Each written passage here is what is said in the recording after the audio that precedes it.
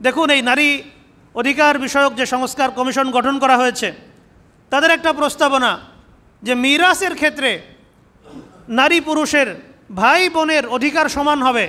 অর্থাৎ ছেলে তার বাবার পরিত্যক্ত সম্পদ থেকে যতটুকু পাবে, মেয়েও ততটুকু পাবে।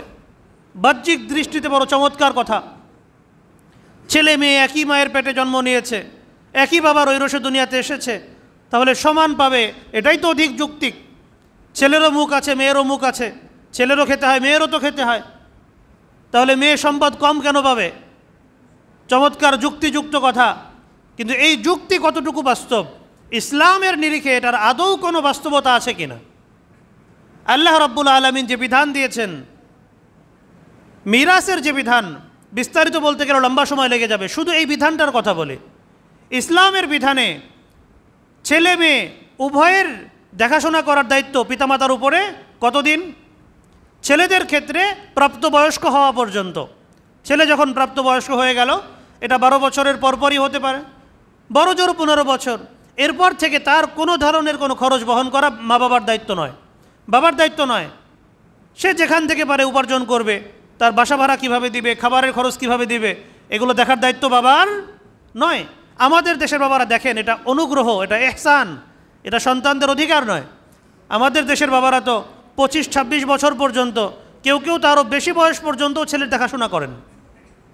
ওটা ইহসান, ওটা অনুগ্রহ, ওটা সন্তানের অধিকার না। কিন্তু মেয়েদের ক্ষেত্রে তার বিবাহের আগ পর্যন্ত তার যাবতীয় দায় দায়িত্ব তার পিতার। ছেলেদের ক্ষেত্রে তার বিয়ে শাদীর খরচ জোগাড় করা, ওই দায়িত্ব কার? তার নিজের। বাসা ভাড়া দেওয়ার দায়িত্ব কার? ছেলের নিজের। স্ত্রীর খরচ চালানো, সন্তানের খরচ চালানো, এই দায়িত্বগুলো কার? স্বামীর, ছেলের। কিন্তু মেয়েদের ক্ষেত্রে এমন কোনো খরচ আছে? বিয়ের আগ পর্যন্ত বাবার দায়িত্বে, বিয়ের পর থেকে স্বামীর দায়িত্বে।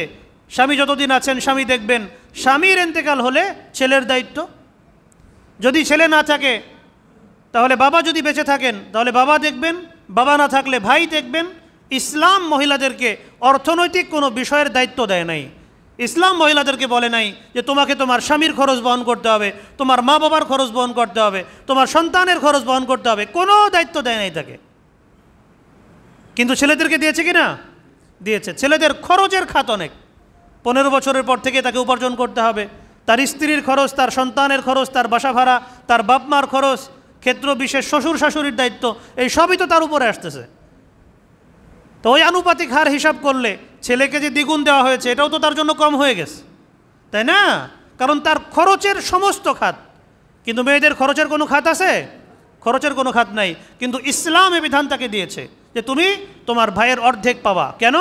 কারণ জীবনে দুর্ঘটনা হতে পারে, অ্যাক্সিডেন্ট হতে পারে, নানান প্রয়োজন আসতে পারে, এজন্য তাকে অর্থনৈতিক কিছু বিষয় তাকে দিয়েছে। মেয়েদের তো অর্থ উপার্জনের, মেয়েদের তো টাকা আসার অনেক রাস্তা। ছোটোবেলা থেকে বাবার কাছ থেকে পাবে। বাবারা মেয়ে যখন ছোট থাকে তখন তাকে নানান ধরনের অলংকার ইত্যাদি করে দেয় না? যাদের টাকা পয়সা আছে তারা মেয়ের নামে ডিপোজিট করে, নানান কিছু করে।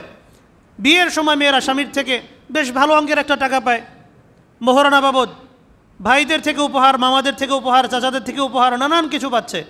বাবা মারা গেলে মিরাজ পাচ্ছে, মা মারা গেলে সেখান থেকে পাচ্ছে, স্বামী মারা গেলে সেখান থেকে পাবে। তো তার অর্থ আসার তো অনেকগুলো দিক আছে। কিন্তু ছেলেদের ক্ষেত্রে মেয়েদের অর্থ আসার যেমন অনেকগুলো দিক, ছেলেদের কিন্তু খরচের অনেকগুলো দিক। আরেকটা বড় বিষয় হলো এই যে মিরাসের যে বিধানটা, এটা তো মা বাবার ইন্তেকালের পরে। কিন্তু জীবদ্দশায় যদি কোনো মাতা পিতা সন্তানদের মধ্যে সম্পদ বন্টন করতে চান, তাদেরকে উপহার দিতে চান, সেক্ষেত্রে কিন্তু সমান সমানই দিতে হয়। সেক্ষেত্রে কিন্তু মেয়ে ছেলের অর্ধেক পায় না, বরং সমান পাবে। আপনি আপনার ছেলেকে 1000 টাকা দিলেন, তাহলে মেয়েকেও 1000 টাকা দিতে হবে। আপনি তাকে 500 টাকা দিতে পারবেন না, সমান দিতে হবে। অনুগ্রহ করবেন, ইহসান করবেন, গিফট করবেন, সমান করতে হবে। তো ইসলাম মেয়েদের ক্ষেত্রে অনেক অধিকার দিয়েছে। ইসলামই মেয়েদেরকে অধিকার দিয়েছে। অন্য ধর্মগুলো আপনি যদি দেখেন, সেখানে মেয়েদের কী অধিকার, কথা বলতে গেলে অনেক লম্বা আলোচনা করতে হবে। তা আমাদের দেশের এই যে কথিত নারীবাদী যারা আছে, তারা যদি নারীদের প্রকৃতই কল্যাণ চায়, তাহলে ইসলাম নারীদেরকে যে অধিকার দিয়েছে, মাতা পিতার সম্পত্তিতে স্বামীর সম্পদে তাকে যতটুকু অধিকার দিয়েছে, ওটা যেন একটা নারী পেয়ে যায়, সে ব্যাপারে আন্দোলন করুক। এটাই তো নারীদের প্রকৃত কল্যাণ। আমাদের দেশের পুরুষ যারা আছেন, আমাদের দেশের বাবা ভাই যারা আছেন, পুরুষ অভিভাবক, ইসলামের যে বিধান পরিত্যক্ত সম্পদ থেকে নারীদেরকে ছেলেদের অর্ধেক দেওয়া, এটাই কয় পরিবারে দিচ্ছে। ওটা চাইতে গিয়েই তো কত ধরনের দুর্যোগ ঘটছে, পারিবারিক কলহ, ক্ষেত্র বিশেষ তো খুনাখুনি পর্যন্ত হয়ে যাচ্ছে।